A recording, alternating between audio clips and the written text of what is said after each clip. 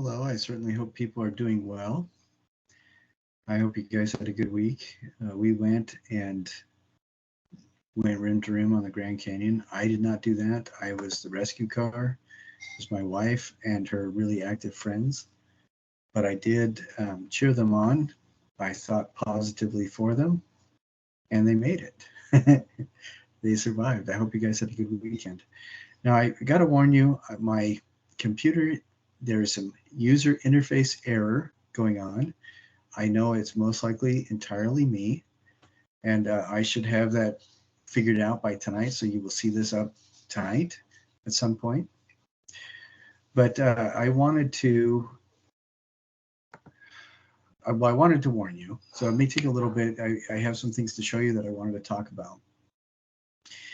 And I had the suggestion this week. Somebody said if we're going to be doing these projects, and they can be from any point in the semester, you should at least have the labels for each of the modules up.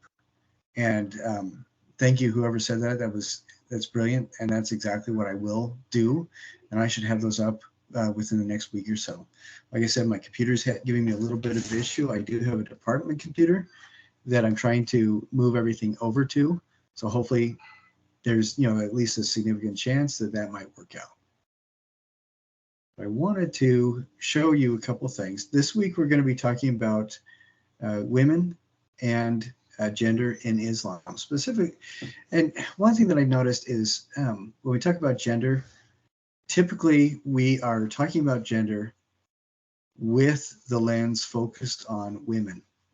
And I've tried to mix that up as much as I can.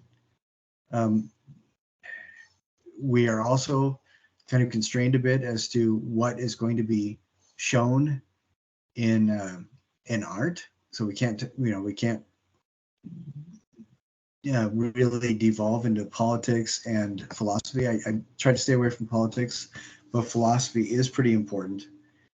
And unfortunately, we don't always get to talk about exactly what we need to.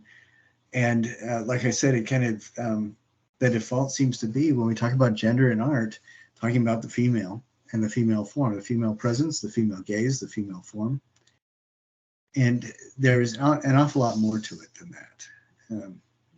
Most cultures, there's evidence of something of a gender fluidity, an awareness that not always is the gender going to be reflective of the sex of the individual, and not always is the gender going to be a fixed and stable thing.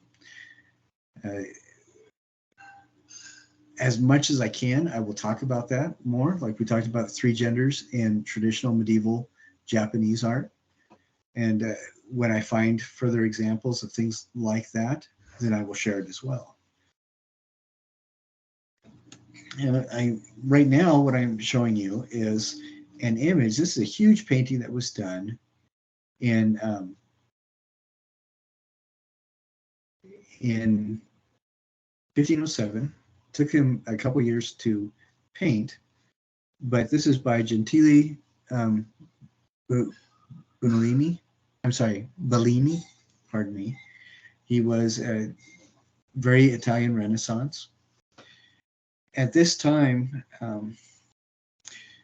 some of the more stable empires in the world were controlled by predominantly Muslim governments.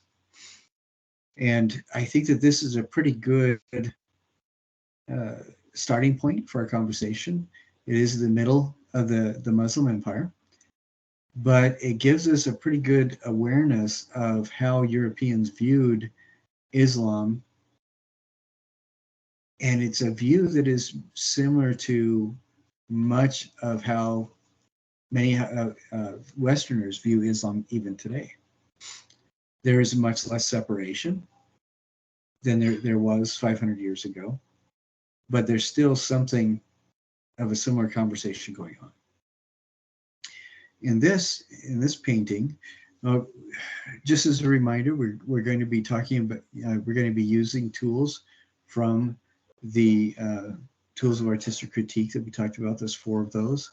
That is describing, analyzing, interpreting, and evaluating. And we are also going to be talking about semiotics, or meaning, and we're going to be trying to discuss as much as we can the meaning in a frame of reference, as much as possible, that includes or is directed by the context of what we see and what we know about the culture we're exploring. I have to say all that because there is, especially in some of the conversations that we have about art, there are themes that are very close to the heart of a lot of people today. And when we can allow ourselves to be dispassionate about something, when we can remember to use our critical thinking skills to address issues and to examine context of the cultures we look at, I think we do a much better job. It's when something hits a little bit closer to home, we're more emotionally attached to it, we forget that people 500 years ago, 1,000 years ago, did not have the same perspective as we do today. And we need to constantly remind ourselves that having cell phones, having disposable diapers, having garage door openers does not make us smarter or better than any other culture that didn't have those. It would be a shock to me that a successful 25-year-old in today's society could go back even 100 years and be successful in that society, or a successful 50-year-old. Same kind of thing. It's we need to evaluate what we see as much as possible through the context of the culture that developed what we see.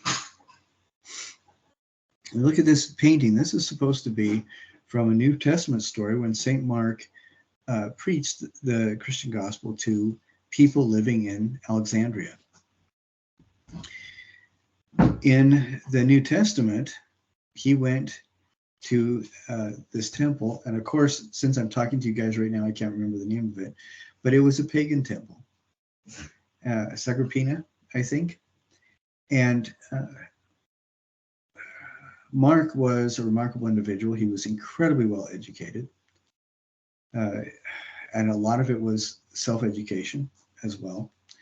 But he was able to communicate in a way similar to his brother apostle Paul, that really connected with the individuals that heard him. He was smart enough to try to contextualize his message within the philosophical underpinnings and the cultural context of the people that he addressed.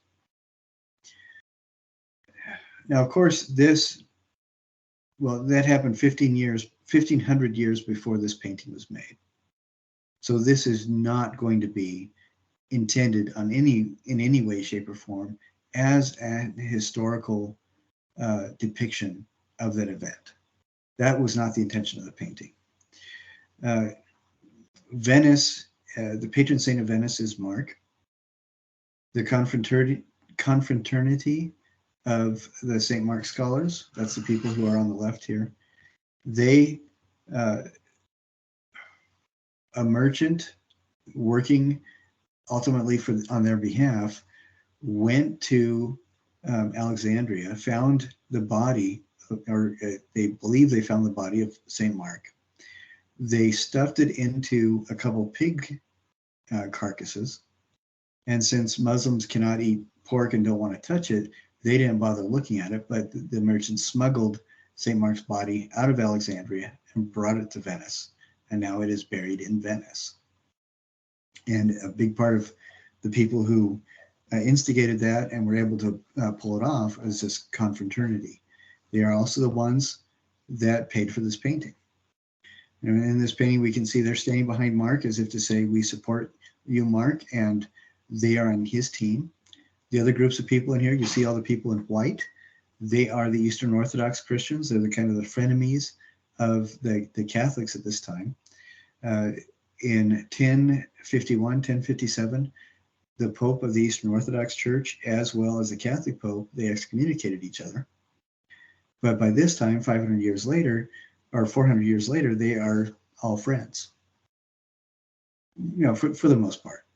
And then we see people with hats. There's a group with large white hats to the right, and in the center back a bit, as well as fezzes. We see some of those, and we see some people with taller red turbans. These different styles of turbans and fezzes and things like that, they are comments on, or they are references rather, to people from the Muslim world that Italy traded with, and they had become friends with about 200 years after the ending of the most recent crusade. So these are from the Ottoman Empire, but you can see that the Muslims, people with all those hats, really outnumber the Christians and the Eastern Orthodox Christians by about 2 to 1. So this is an image that is meant to be kind of a statement on the friendliness that the Venetians held with everybody else. You know, at least on an economic level, they wanted to be friends. And there's an element of an awareness of different kinds or branches of Islam, with the different hats and stuff like that are regional, and also represent the particular practice of Islam that people perform. And it's a commentary as well on the international scope of what the confraternity hoped Mark's message would be. So they're not just saying we're your friends, they're also saying we hope that you will be interested in learning about Christianity as well. One of the reasons why I wanted to share this. You know, there's still this in the West, where it's the culture is primarily Christian. We still have this kind of frenemy, uncomfortable but affable relationship among the. I think right now there's about 14,000 different kinds of Christians in North America, and but you know we get along pretty well for the most part, and we still feel as Christians a little bit separated from a full understanding and full friendship with Muslims, because there's a little bit of mystery there, and you know there doesn't need to be, but there is. That's still going on. And you'll also see, if you look very closely in this painting, there is not a single woman anywhere. And I am pretty certain that all of these men, there's little boys, there's children, there's young men, but there's no women. And I am pretty certain that at least half of these men, if not all of them, know what a woman looks like and have even met one before and might have even spoken with one. But the confraternity who paid for the painting was not interested in having women be present. And I think that's an interesting observation for me. But that's one of the reasons why I wanted to share this painting. It's fascinating to me about that. I wanted to give you a little bit of background on Islam. I've been a scholar of Islam for the last 25 years about. I have written a couple books about Islam, specifically from an art context. I have received a fellowship. I think I tell you guys that every single opportunity I have, because I'm still super jazzed about it. But I received a fellowship to study art and philosophy in Iran, Islamic art and philosophy. I'm friends with the guy who founded the Iranian University of Philosophy. And I'm working right now on a number of articles for some university publications in Iran and the Middle East. That's the kind of stuff that I do. I remain a Christian, but I'm also an honorary mullah in Iran. There's specific robes that I can wear. I don't have them with me, but there's specific robes that I can wear in Iran, and I am recognized as a mullah, even though I'm a Christian. So there is a lot of mystery, but the mystery can be overcome. When we think about Islam in relationship to women, most of us, the primary interaction we have is through social media and just shallow news stories, sound bites generally. A lot of the times the people that are willing to be interviewed are people that are disillusioned with the the Muslim groups that they were associated with. They have read the Quran through the lens of somebody who is not a real student of the Quran. They use it to justify their misogynistic perspectives. And that's interesting because we see the same thing with Christianity as well. There are people that don't want to be Christians anymore because they say the Bible is genderist and sexist and terrible. And it really depends on how you choose to read and interpret a religious text as to what you get out of it. In I believe it's Oxford has an interreligious program where the director of the program even said, when we start using religion to justify violence and hatred, we completely disregard the point for which the religion was created, and we no longer are following it. And I think that's a really good statement. And unfortunately, because of that lens, though, that we have in the West, that has colored an awful lot of our perception regarding Islam. And I'll give you a little bit of a breakdown. There's nothing in the Quran that says you cannot show the human form, but there's a lot of Muslim tradition that says you can't. I have a friend whose name is Dr. Ahmed Safi. He's the head of Islamic Studies at Duke University. And so a lot of what I'm talking about today is going to be from him. He's kind of guided me in this. When the Prophet in 610, that was when the first revelation of the Quran happened, he was in an environment where if you were born a woman, if you had the terrible misfortune of being born a woman, your family could bury you alive in the sand up until the age of 14, which was actually 4 years past marrying age, which was 10. And they could tell their friends that you were, it was a stillbirth, completely disavowing that you had lived with that family for a decade and a half. In Western culture, one of the sexual features for women, like one of the things that we see in all these paintings that we've been looking at, is the breast. The sexualized feature of a woman in Mecca at about the time of the Prophet's life was the hair. And the longer, the more lustrous the hair, the healthier the hair, the better breeding stock she was. But families at this time, they would, if they only had enough food for the goat and the girls, they would give the food to the goat. Women were not viewed with very much value, as being seen as with very much value. Men went out of their way to avoid talking to a woman, except for ordering her around and demanding favors from her.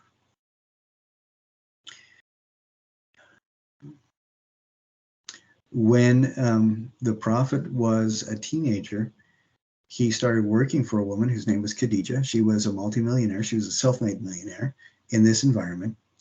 She knew several languages. She owned and operated several caravans that went on the spice route to China and back. And young Muhammad was enamored of her beauty, her grace, her intelligence. She was several years his senior, but he thought she was the shizzle. He thought she was absolutely astounding on every level.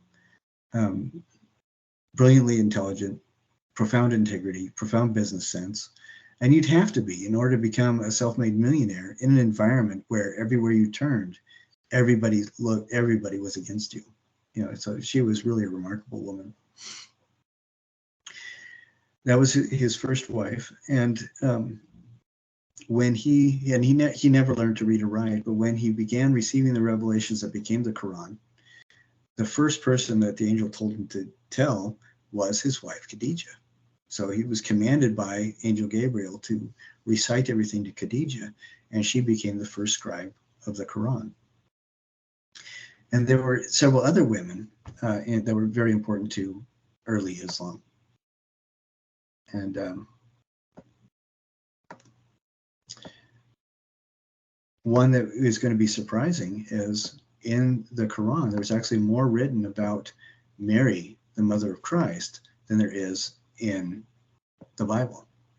The Bible really does not have an awful lot about Mary, but the Quran has a significant section that it talks only about the most magnificent and amazing of women, who is Mary, the mother of Christ.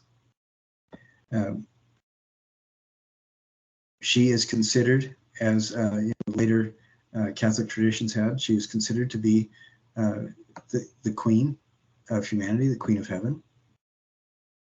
And she is was astounding on every level. She was a prophetess in her own right. Chapter 19 of the Quran is named after Mary, whose name in Arabic is Miriam. Khadijah was the prophet's wife. Absolutely astounding, incredible integrity, business sense, super, super smart. She was one of the original polymaths that we think of. Well, we don't necessarily think of her, but she was a polymath of her time. She was almost, she didn't do an awful lot of inventing, but other than that, she was a parallel to Leonardo da Vinci. Truly a brilliant, remarkable person. One of Prophet's one of his children who survived was Fatima. And she was his daughter in every sense of the word. She was absolutely amazing and astounding in her own right. He made sure that she knew how to wield the sword. He made sure that she knew how to defend herself against any threat. She was an incredible tactician. She was incredibly brilliant. And she was also beautiful.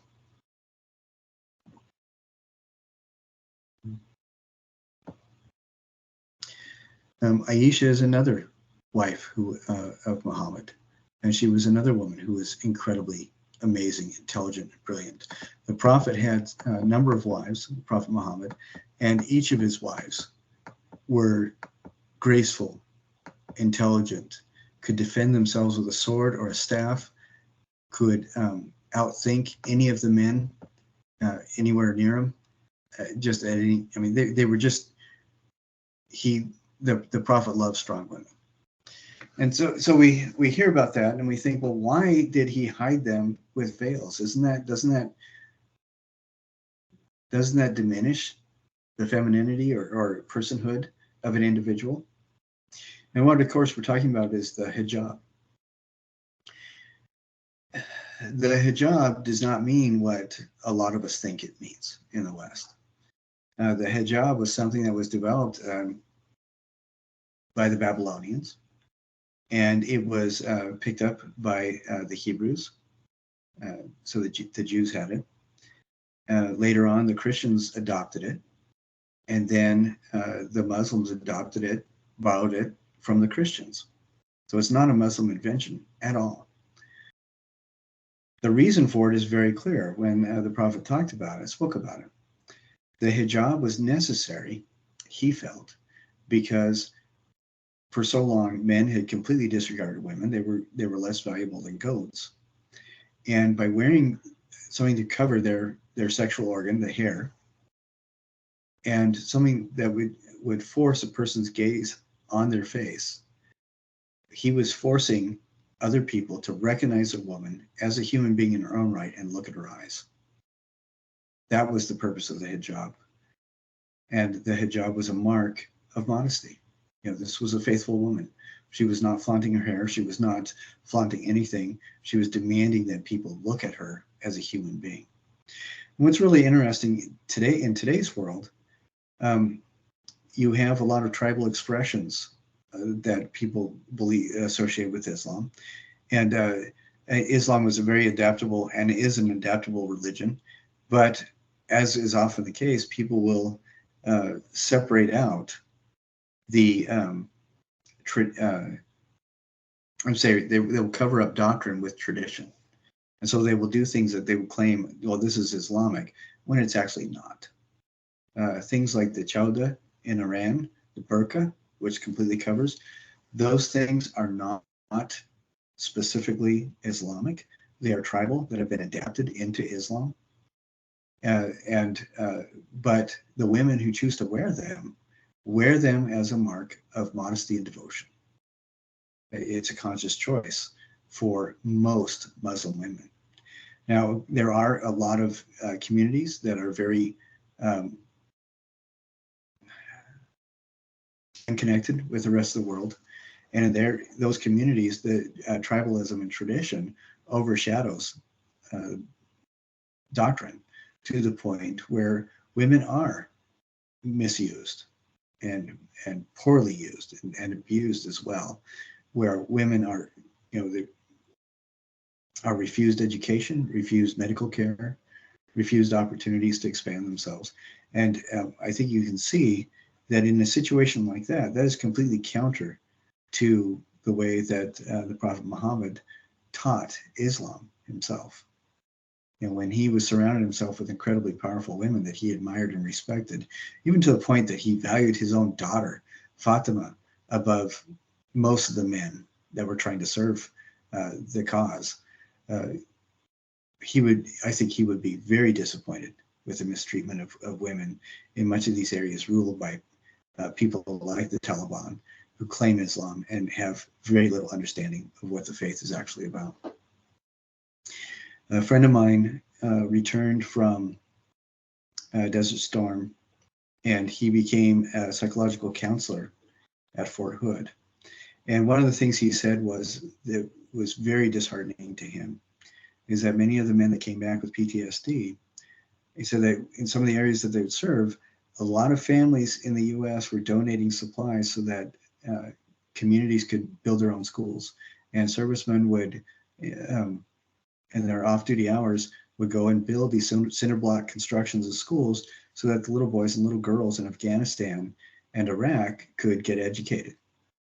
And one of the PTSD themes that was repeated that were so disheartening is that these American soldiers would have to guard the children because their uncles and grandparents would be in the hills taking pot shots at the little girls and little boys trying to learn. And then, after school was over, everybody go home, they'd be happy and kind to each other. But when there was school again, the U.S. Marines and other soldiers would have to guard against the snipers trying to take out the little children. I think that really shows how far some of these faith expressions, or how far tradition overshadows the value of actual faith. But so I wanted to give you a little bit of background about that. And Fatima actually founded a dynasty, the Fatima dynasty, that produced some of the most glorious and beautiful art in the Islamic world. What is one of the things that I find as difficult is that a lot of this art, we have no idea who actually made it. At the time, that didn't matter. The artist's testimony was in the fact that they were building something beautiful. There were both men and women artisans and calligraphers and many other things. It seems like there were a lot more male architects than female architects, but women painters, women artists as well. The problem is, unless there is anecdotal observational writings, it's really difficult to know which artist made which pieces. And we're talking about a vast group of people.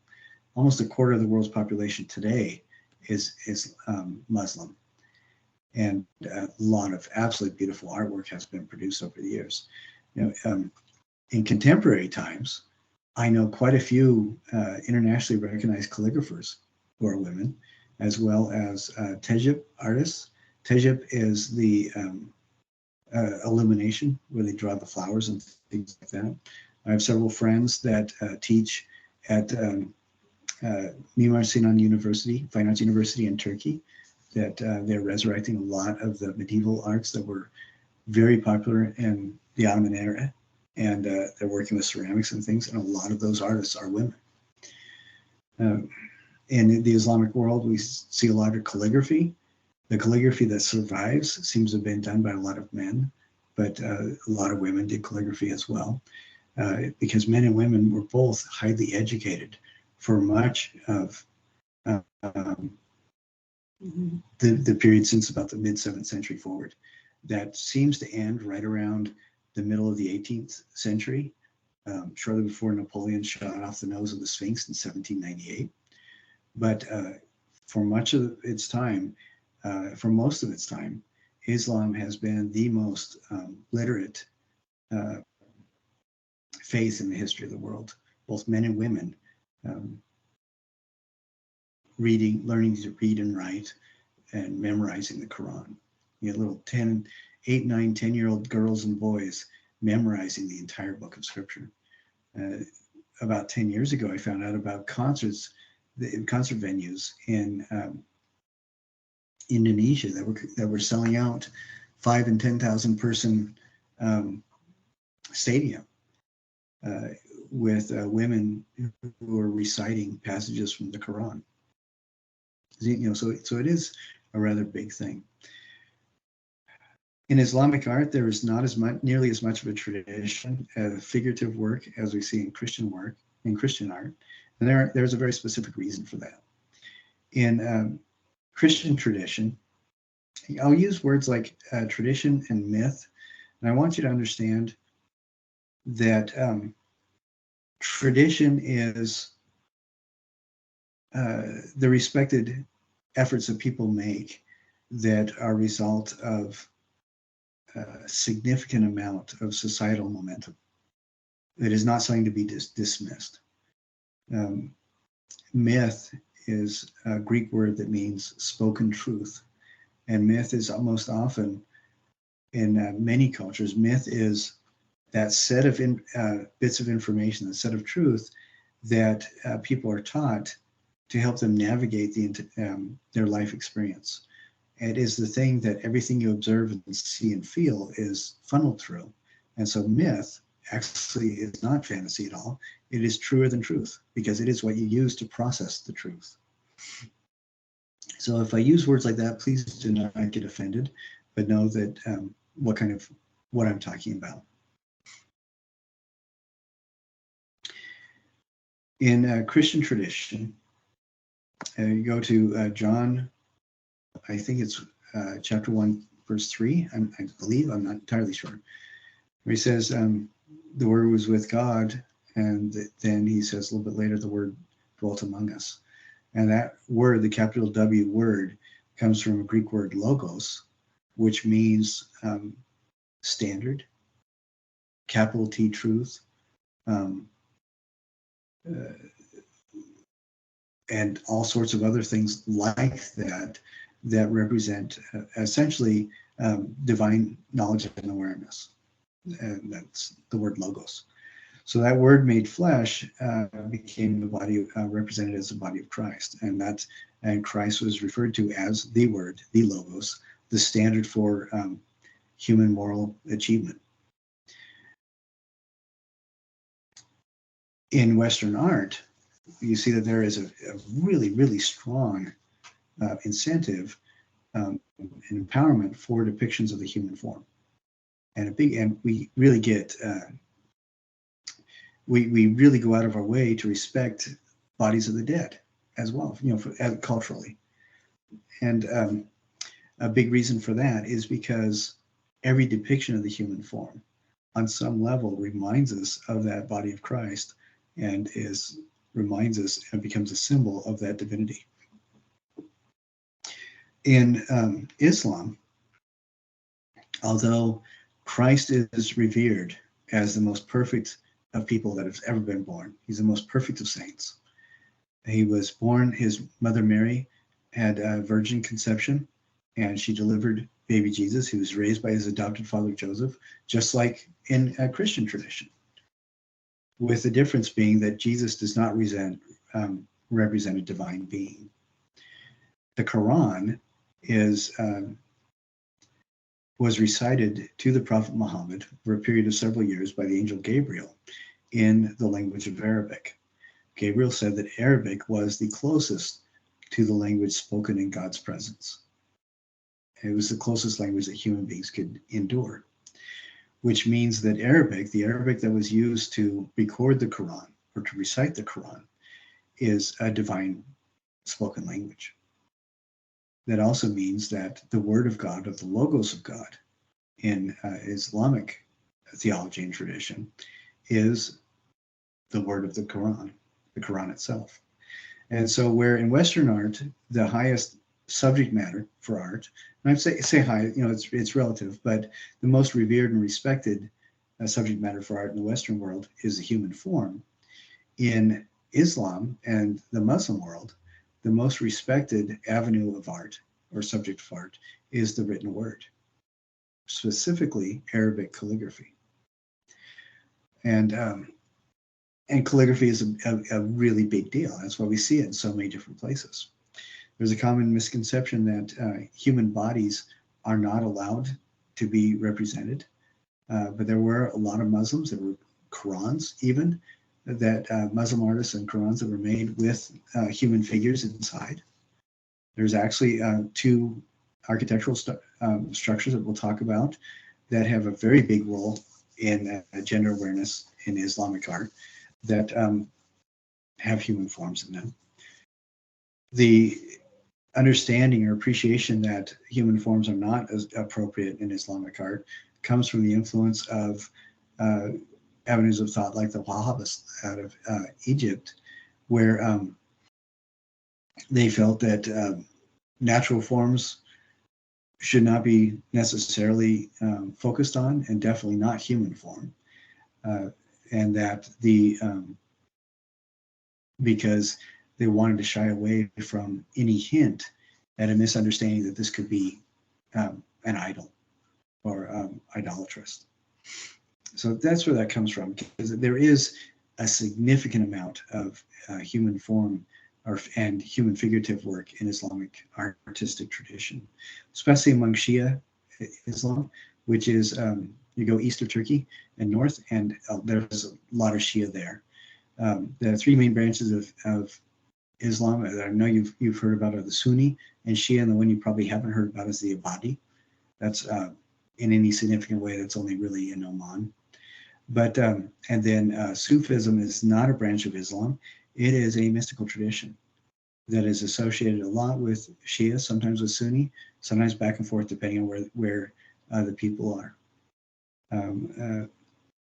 But in a lot of Shia art, you will see rightly guided caliphs and the prophet depicted in human form, but they will put a veil over his face, and they'll put a veil over the face of depictions of Khadija and Fatima. And I'll try to find some of those for you as well. I wasn't able to find them as I've been looking, but I have seen them before, but I've only seen them sadly in Iran. So that gives you a little bit of a background of what's going on in Islam. And I mentioned that the hijab or the veil, women in Islam, some women will wear it, some women won't. My observation has been that that is entirely up to the woman who has chosen to wear it or not. And the women who are around her will fiercely support whatever her decision is to wear the hijab or not, which I think is really interesting, because in the West we assume every Muslim woman has to. The hijab means modesty, and so there are both men and women who are hijab and hijabi, but the actual hair covering itself is specific to women, and it was intended not to subjugate women, but to force men to look at a woman's eyes. And I think that that's a really important thing to remember. And I mentioned that the hijab was borrowed by the Muslims from Christians, and I know people are going to say, well, that's baloney. Well, Christians still wear the hijab.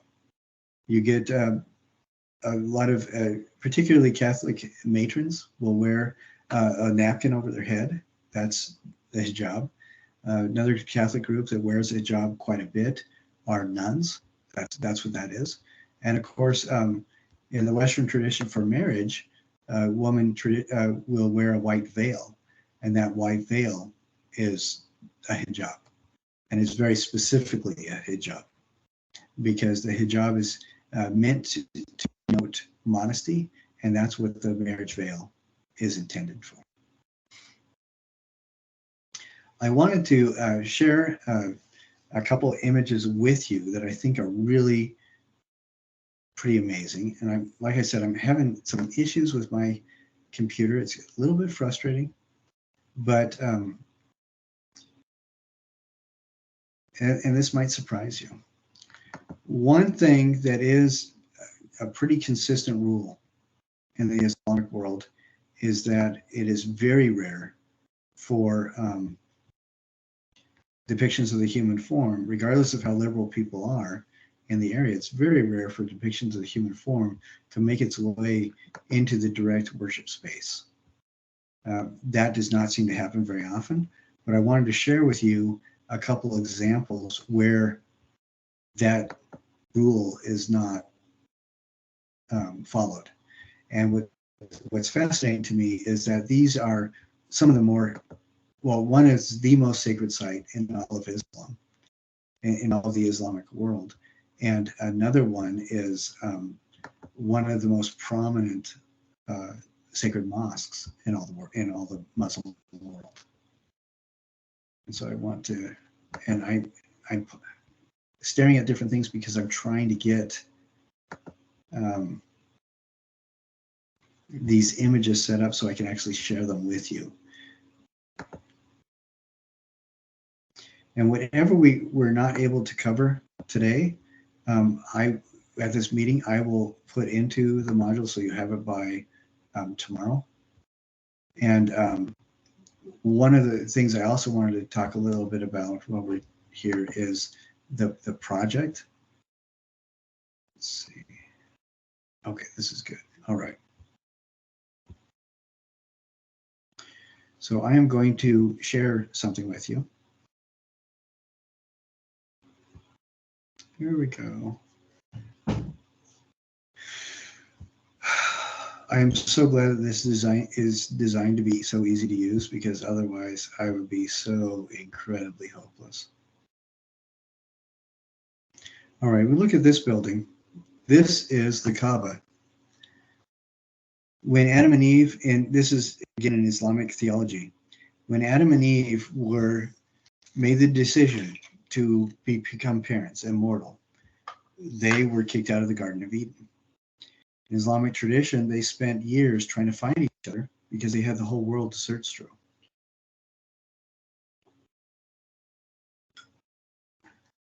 They finally found each other in the Arabian Peninsula and started raising a family there. After a time, God came to visit Adam and asked how he could help. And in that process, God put his hands on Adam's shoulder and led him to carve out the foundation of the Kaaba. And Adam and his family built the original Kaaba, which was destroyed in Noah's flood. And then I'm sure you remember that Abraham had two wives, Sarah, and Hagar. And with Hagar, he had Ishmael, who is the father of Muslims. And with Sarai, he had Isaac, who is the father of Jews. Hagar and Sarai did not get along really well. And so Abraham took, under God's direction, this is from the Old Testament, took Hagar and Ishmael, led them away from Isaac and Sarai, and helped them to build a community around where the Kaaba is today. And Ishmael and Abraham together, following an angel's guidance, rebuilt the Kaaba on the foundation that Adam had originally laid. So that is the tradition about the Kaaba's construction.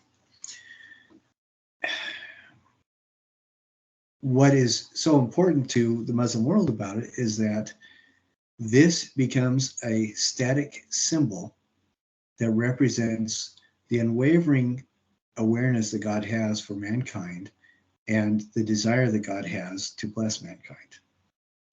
So it represents the commitment to Adam and Eve, because Adam and Eve were both important. Both Adam and Eve had to take the fruit to become mortal. Both Adam and Eve chose to become the parents of all mankind.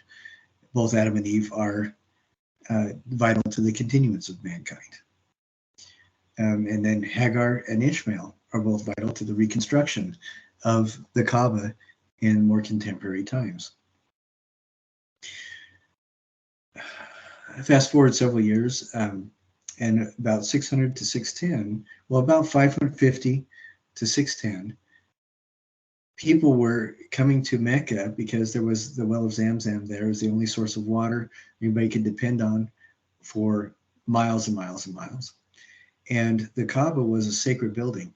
Even if people fought and killed each other outside of the Mecca city limits, as soon as they got close to the Kaaba, everybody had to be nice to each other.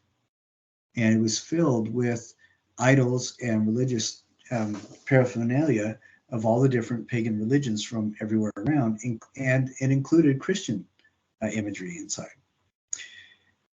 When the prophet was about 620, I believe, the prophet came back to Mecca, and the city of Mecca invited him and welcomed him and asked them what they could do to make this Mecca a city for Muslims. He said, well, we need to clean out the Kaaba. So he started throwing out all of the pagan idols and things like that. And he saw one image that he decided was the only thing worth keeping and the only thing worthy of staying in the Kaaba.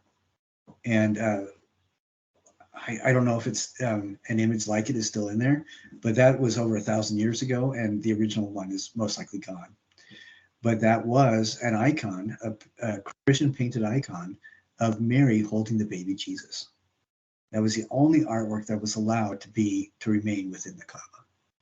So gender and art, these very specific things. This is the first big art piece, first architectural structure of Islam, and the first respected art piece to stay in it was an image of Mary holding the baby Jesus.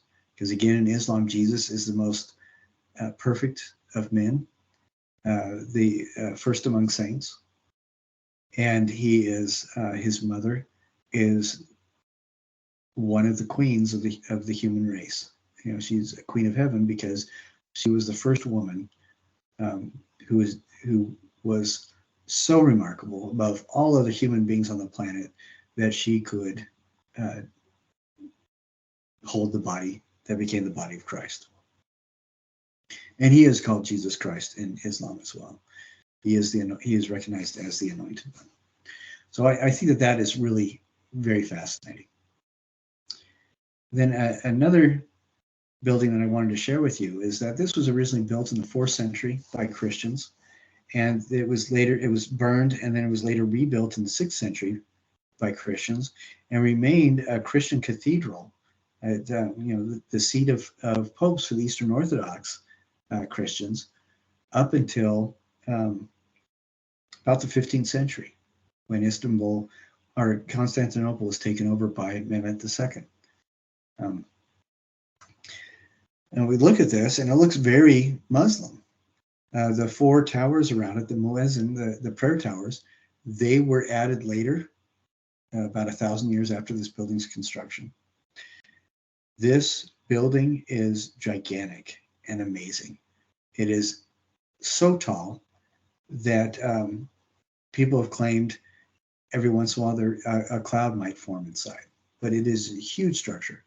But it is such a beautiful building that the Muslims that came into Turkey and Constantinople were so influenced by it that it started informing Islamic architecture. Mimar Sinan, who is arguably the greatest Muslim architects in the Ottoman Empire, he, after retiring from the military, he built, and the remaining 40 years of his life, he built over 200 structures, designed and built them. All of his mosques are modeled after the Hagia Sophia. That's what this building is called, or Hagia Sophia. The Hagia Sophia was converted into a mosque. When Mehmet II first came into it, his soldiers were starting to loot the gold out of the Christian church, and he said, "No, you must stop. This is a house for God." And it became a mosque shortly after. Now, what's interesting, so I'm talking about this, and what does that mean? Remember, I said that the worship space, the direct worship space, should not have human forms in it, and that's true for almost every Islamic worship space around the planet, except for this. Almost all of the original mosaics that the Christians have put into the Hagia Sophia were destroyed and removed, except for, I'm going to show you two that are still there.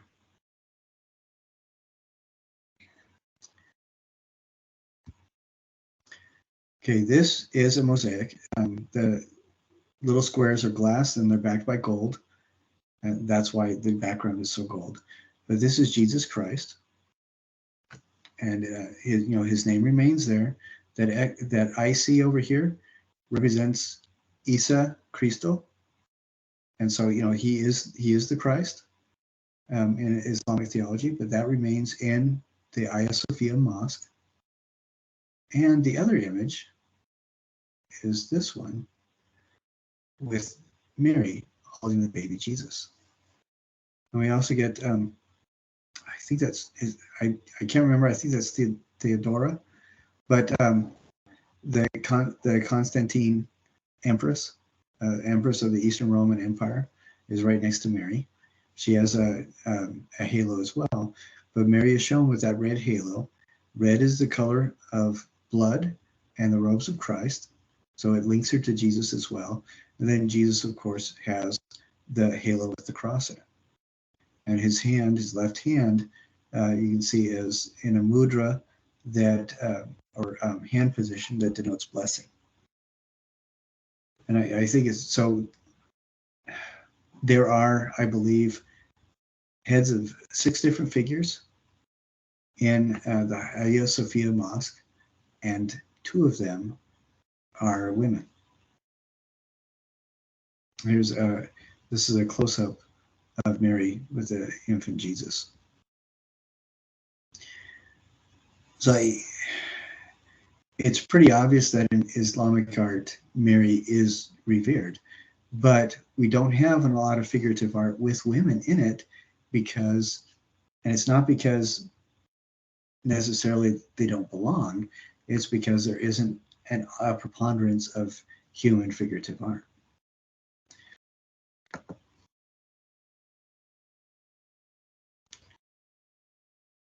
Now there is a story of a Sufi mystic. There were a lot of women Sufis, and this particular woman's name is Rabia Bedris, and she was incredibly brilliant. This is an example of a miniature painting of her. She comes from, I think, Southwest Asia, but one of the stories about her is that she had learned how to she was so close to God that she had learned to disregard gravity in the natural world. So she didn't have to eat for weeks at a time, and she would meditate while floating in the air. And she was also considered a beautiful, very beautiful, and men from miles around would come and bother her with their entreaties for her to marry them. And one of the stories that's repeated quite a bit is that she'd be floating while meditating, and a man would say, "Come down and meet me," and she would say, "Well, why aren't you good enough to come up here?" And I like that. Another woman who's very strong, you see in particularly North African Islamic art, is a woman named Amina. She was a queen of the Mali Empire around the 16th century. And she is used as an example for young ladies who are Muslims in North Africa to model themselves after. She was considered very modest, very chaste. She had a brilliant mind. She was incredibly well educated. And when she was 18, her dad put her in charge as made her a general of his army. And anybody who didn't like taking her orders, they would have to duel her, and she would, whip the snot out of them with her sword, or if she liked them, she also used a quarterstaff. So you hear stories like this, and it's very different than what we consider that we think we know about the Islamic world. And but again, this woman's name is Rabia Basra. So she was a pretty remarkable person. It's also interesting to note that many times, like in the West, angels are usually depicted as either masculine or rather androgynous. And what is fascinating to me about that is, in a lot of Islamic art, angels, if they are shown as having human form, angels will have distinctly feminine features. There are two lectures that I'm going to give to you as well. They are each about an hour long, and you don't have to watch the whole thing, but I would like you to be aware of them. And if you want to watch them at double speed or whatever, that would be absolutely fine. And I am kind of trying to pull them up right now so that I can switch to them and share them with you. And I also wanted to show you a rather remarkable image that I think is really amazing. That is, well, the Mughals, it was a Muslim empire in Spain from about 1450 to about 1800. And the Mughals, they were very keen on miniature painting. They had an incredible art network for miniature books, or they were called namas, which were generally either collection of pseudo autobiographical stories or family traditions.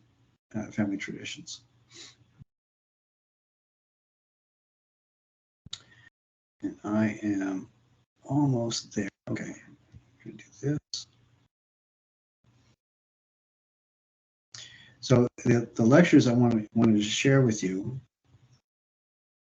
Okay. Oh.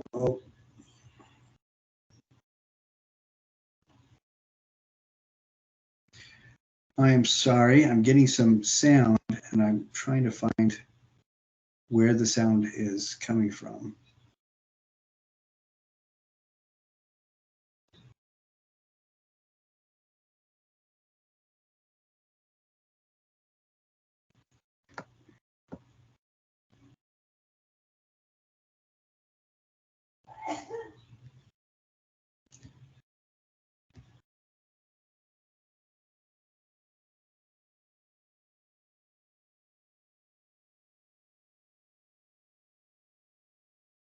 I am really sorry. I am trying to find. I am hearing. Um, I am hearing video going on, and I'm trying to.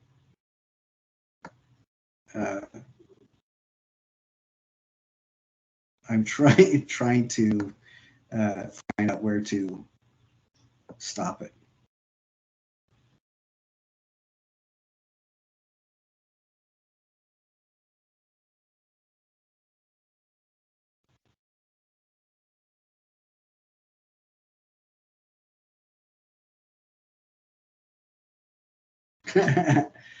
Okay, that is so odd. I do not know why.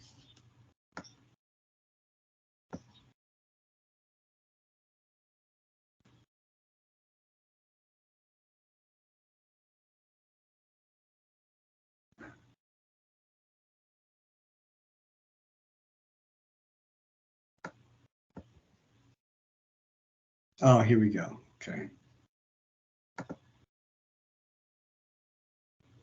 Okay, I'm sorry about that.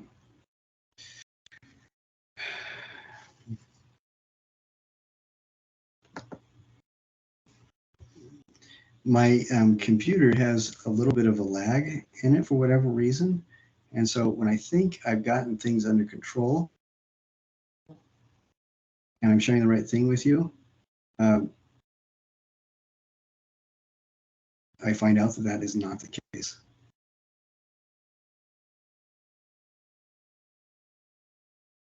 So I'm going to show you um, these two lectures, and then I'm going to play something for you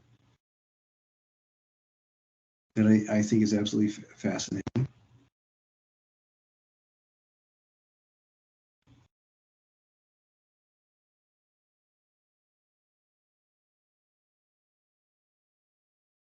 Oh, I see what happened. Okay.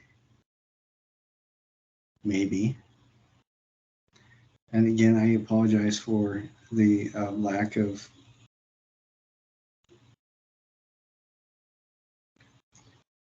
organization. My computer is giving me a very difficult time. Okay, here we go.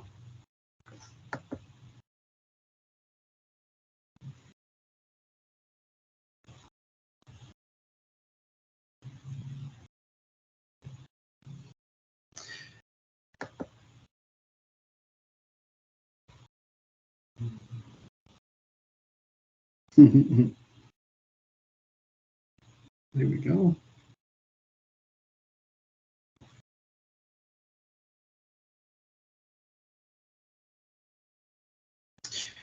This lecture is trail of women in Mughal paintings, and I'm going to bring it up. We're not going to.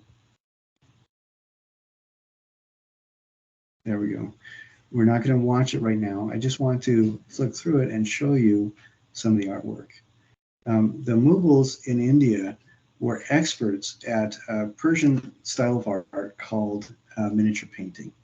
These paintings are all about within about the size of your 6 by 8, maybe 6 by 9, sometimes maybe as big as um, 10 by 6 or so. They're different um, paintings that were done in the middle of books that were like kind of pseudo autobiographical, and there were also a lot of stories that were folk traditional stories um, that deal with the royal family and things that are important to the culture. So there are stories about the prince who was besieged by 7 young ladies who all wanted to marry him, and he ends up marrying the woman who is the most brilliant and humble out of all these other princesses. There are stories like that, and there's some rather famous stories. But you can see that there are some figures in here. You have women down here that are dancing, and there are women up here that are integral part of the ruler's family. And the images of women show varying levels of uh, involvement in society of the time. But here we have a prince with visitors and friends, and I'm thinking that the prince is going to be probably this person. But you see there's a wide diversity of humanity that's represented, and then these are the women that are serenading them or entertaining them, and we see again a wide uh, spectrum of humanity being represented. And here we see, here's a couple women right here, a couple women right here. But we can see that they are shown. There are sometimes there's gender indicators, physical gender indicators like breasts, for example. But and a lot of the times it's because of what they're wearing that indicates that they're women. Uh, this is in India, the Mughals. This was their hijab, lacy veil. And many Indian women still wear that today. Here is Khoshuram was a Mughal woman who, just like counterparts in Jewish history and in the Old Testament, she discovered a spy, and her fidelity and devotion to the ruler led her to overcome the spy and behead him. So she was not a weenie of a woman. She was really tough. And you see this quite a bit too. These are the cultural heroes of the Mughals.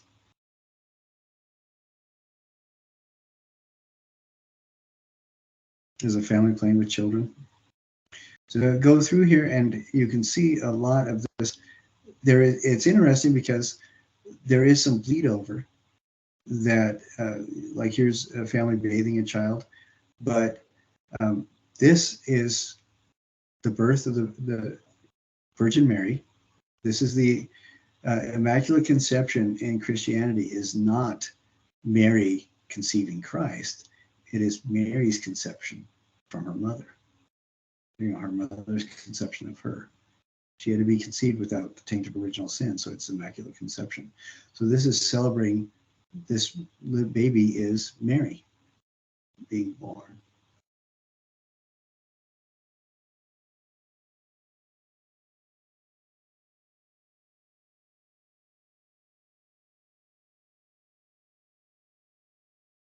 And there's an awful lot going on in these images that I think is amazing. But here, we see images like this all the time where it's just a portrait of the man ruling, but we'll also see images where it's just a portrait of the woman. Here is a drawing of an unfinished painting where we do see a woman, and she's actually a painter herself being depicted.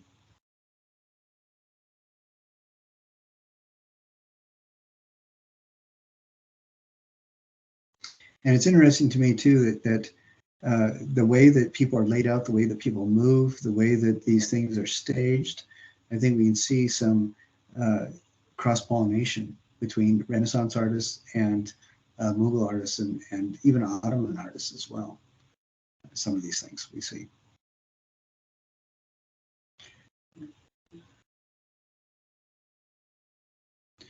This is another lecture that I'd like, it's about an hour and a half long, play it in the background and listen to it. They talk about the depiction of women in Mughal art. And, we can see, here's a woman who's obviously a woman. She's chaste, she's modest, and she's doing something very specific. I don't know if she's cleaning up or if she's cooking.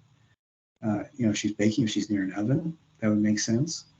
I think she's right up here in the image. And here's two women that are carrying things, and they're right here in the background as well. So they're integral parts of a bustling scene. Here we see him. This is a prince, so I don't see any women in that image. And you can see these things. Sometimes women are right there, and sometimes they are not. Now these are interesting. These are both portraits. This is a tradition that is still very strong in India as well as Persia or Iran, where a woman is shown as, and these are hijabis. These are modest and chaste women. So the hijab refers to both the active modesty as well as the hair covering. And you see the hair covering is this very light veil that's put right there. That is for women wearing the hijab in Turkey. A lot of the times that's what they will do. Here you'll see a lot of women in the U.S. who choose to wear the hijab. They'll wear a full one that covers their neck as well. And less often you'll see burqa or the chawda. And the burqa is the full over covering where the only thing you see is the eyes. And chawda is essentially a half circle of material where the person drapes it over their hair and head, and usually the left hand they'll clutch it under the chin, so they hold it as part of what they do.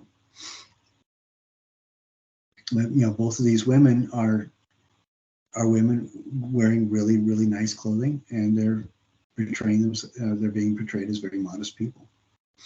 And here's prince and a princess. together with attendance.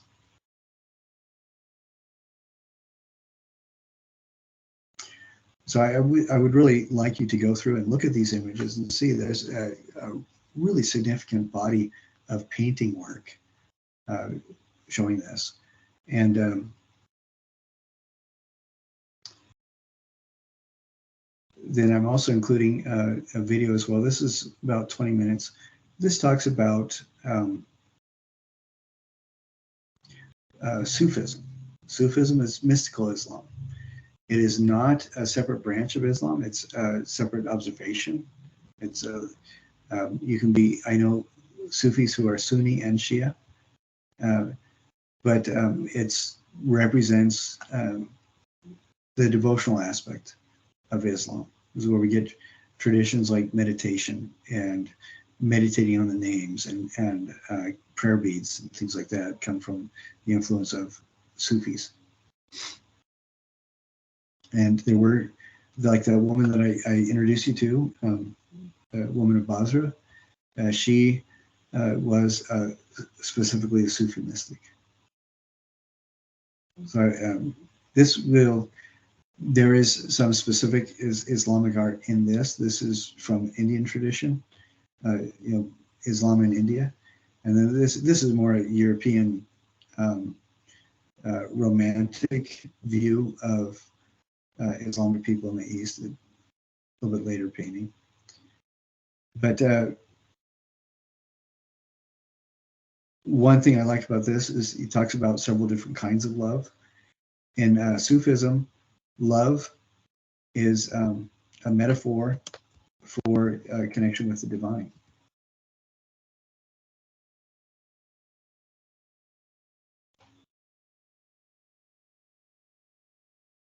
I think what we can see is that there is a lot of separating out of the woman's role in society in Islamic art, just like there is in Christian art, where most of the active art is done or represents the masculine behavior of people. Just like a lot of history is written about the men who had things to do. And that is kind of frustrating because you don't know what's going on.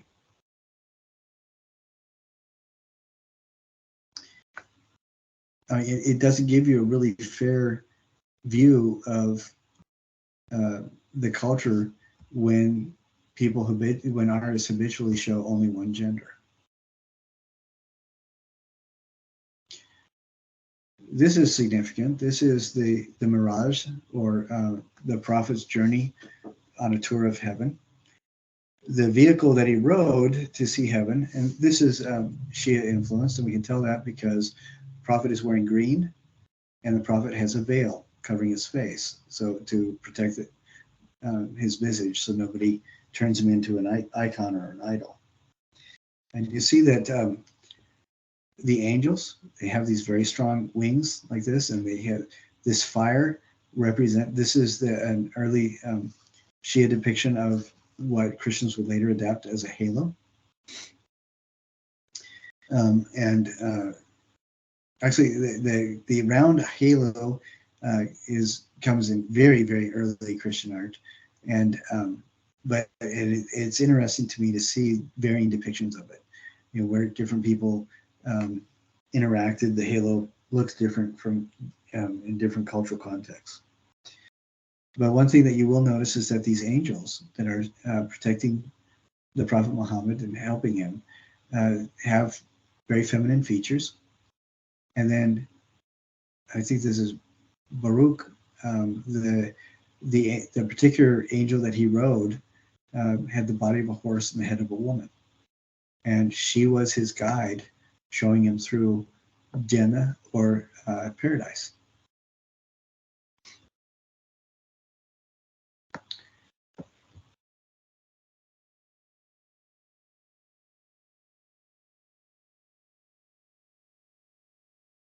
And it also talks about women poets in Islam.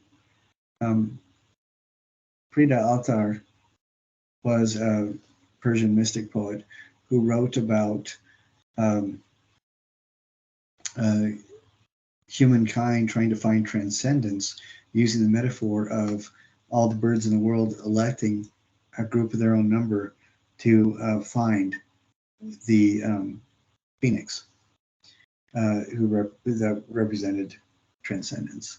And in this, we get some subtle gender references as well, maybe not so subtle, but traits that are associated with gender differences, like elegance associated with femininity, and transcendence or ultimate salvation represented through the body of the Sumerg, who is female.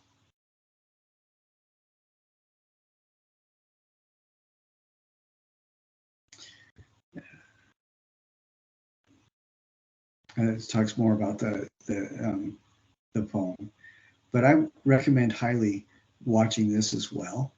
I think it gives you a really good understanding of particularly women in Sufism. And I want to share with you something that I think is arguably one of the most beautiful structures in the world. And this will be the last thing we talk about. And I have videos of this as well, but I'm just going to show, and I'm going to include videos as well, but I just want to show you the structure itself.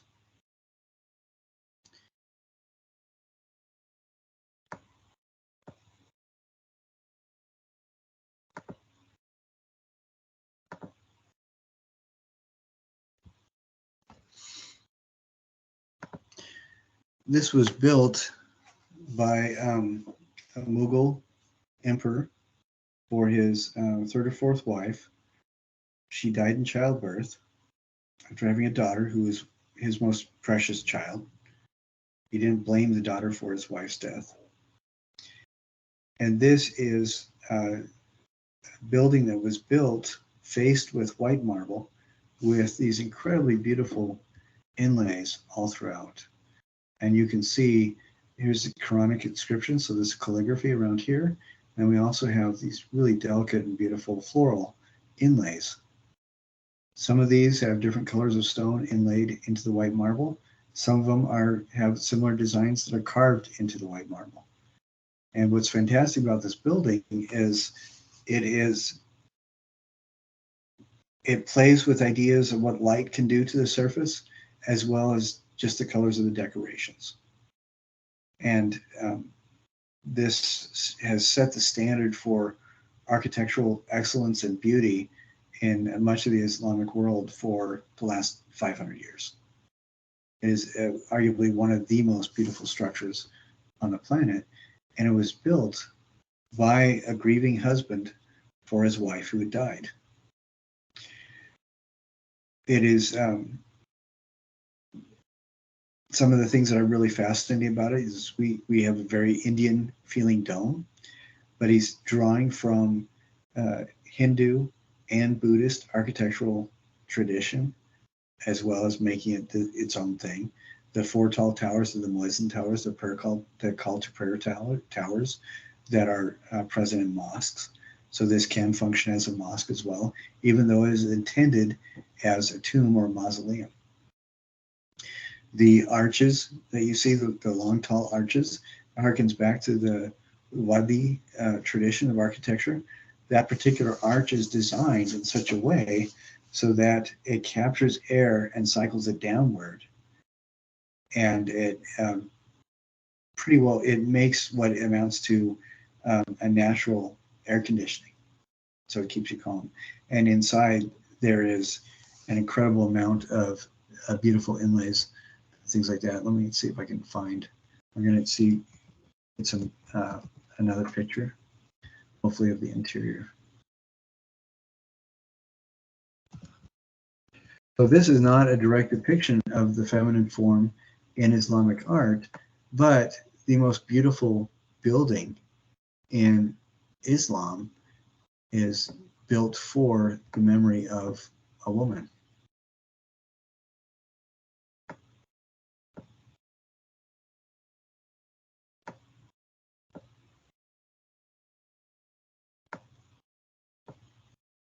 And what I'm trying to do is find an image of the interior. I have a video about this. It's only a couple minutes, but I was hoping to find an image of the interior that I could show you so we didn't have to watch through the video, because I know people don't have, I mean, we're really close to being out of time.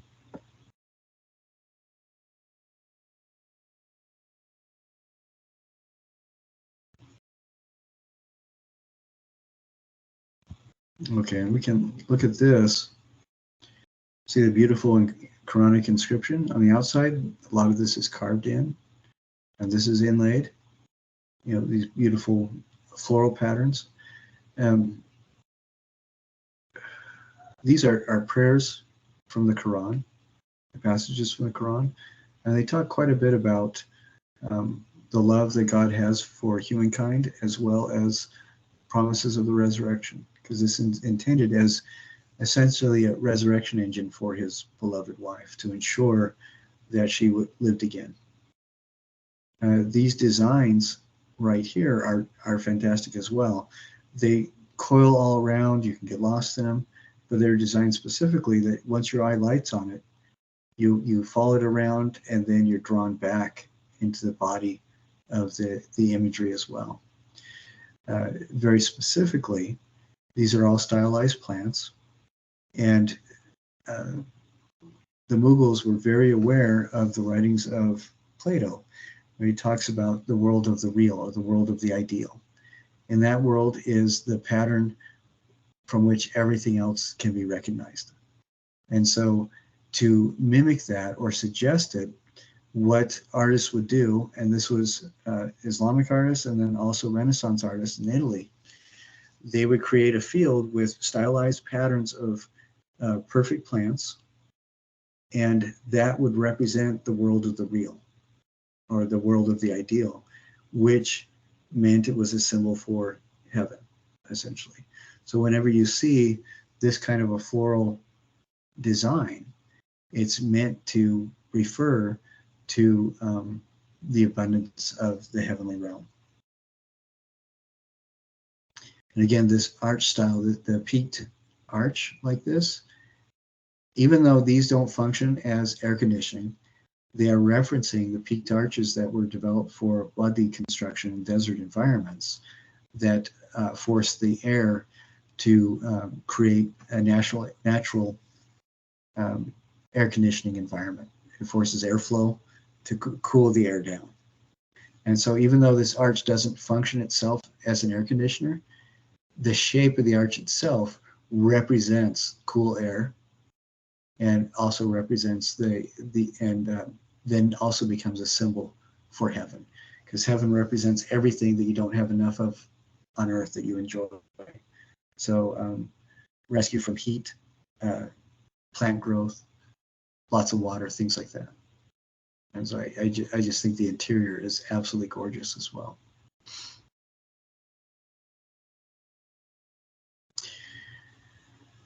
So I will put those references together. I'm hoping that you get a chance to at least watch a little bit of those lectures.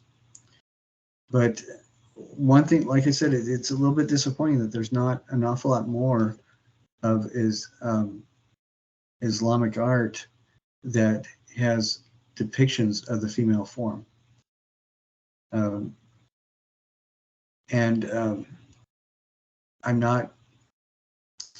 I think that it has a lot more to do with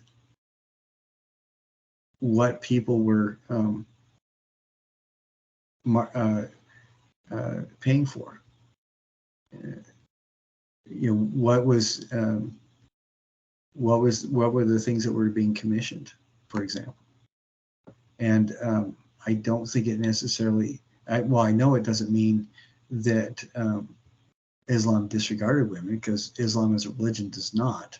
There are individuals that do, because they're punks, but Islam as a religion does not support the sidelining and disrespect of women.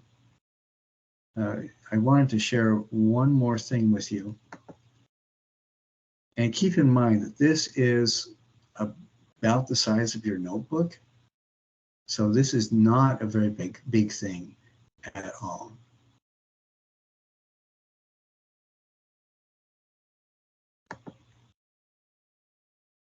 I did not realize that you were still being forced to look at that depiction of the interior of the Taj Mahal. I'm sorry. Okay, here you should see this YouTube video. This is a Mughal era manuscript, and this video is something that I do want you to watch. Let's see if we can show you how big this is. This is the actual size. So it is the size of an 8.5 by 11 sheet of paper. And this has incredible detail. And one of the reasons why it's important is because it really shows the height of miniature painting. So this was done during the Mughal era. It was this particular page was completed between 1525 and 1535. The actual story is the Shahnameh. The Shah, it references leadership. It's another word for like king, and Name is a word for story or book. So Shahnameh is a traditional collection of stories about the king. You know, whoever the king is. And the Shahnameh specifically refers to this epic poem, and it's about right-thinking rulers being the ones that God directs to husband the earth, to make the earth a beautiful place for everyone. And the reason why this is important is because these little teeny figures that are all, their heads are smaller than your fingernail. There's men and women all together. And this represents the best and the brightest of all of humanity. And it's not just men, it's not just princes, it's not just kings, but there's women in here too.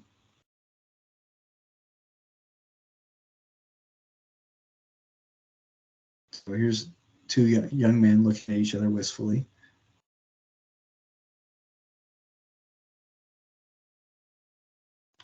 There's a woman there, right here.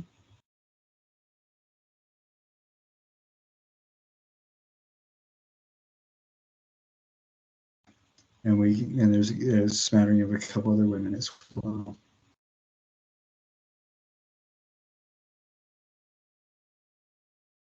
Right here, right here, right here. And what I'm looking at is just the cultural indicators for femininity and masculinity. And the deer without horns represent does, and that's also a signifier for femininity or women. And this is about the area that it was created. But I wanted you, they talk in depth about the artwork behind this, and I think it's really a valuable record of the time, but it also is an astonishing piece of artwork. And so we can see that women are placed into this epic poem and depictions as well. Let's see. And I'm going back. There we go. Okay, I'm sorry. I went a couple minutes over. I will put this online. Hopefully my computer problems will be fixed, and I can set this up for you by tomorrow, so you can see that. I do. If you have questions about the projects, please let me know. I've already had a couple people ask about what they can do, and if you're concerned at all about how to get it to be associated with our class, let me know, and I can usually find a way to connect it. But that's why I will also be posting the names for each of the sections, even though you won't have access to all the information for each of the weeks. You will see at least what the subject matter is that we're going to be talking about. So thank you so much for giving me your time, and I am looking forward to seeing you guys next week. And I hope you have an absolutely wonderful weekend.